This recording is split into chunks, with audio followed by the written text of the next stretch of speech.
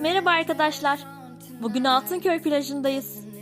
Deniz gördüğünüz gibi masmavi ve tertemiz.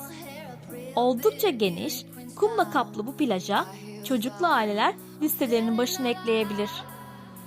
Halk plajı olmasının yanı sıra ağaçlarının altında dinlenebileceğiniz ücretli beach alanlarını da tercih edebilirsiniz. Her türlü imkana sahip bu plaj deniz severlerin uğrak noktası.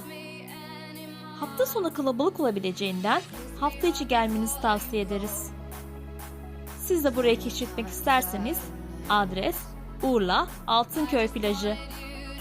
Videoların devamı için bizi takip etmeyi ve videolarımızı beğenmeyi unutmayın.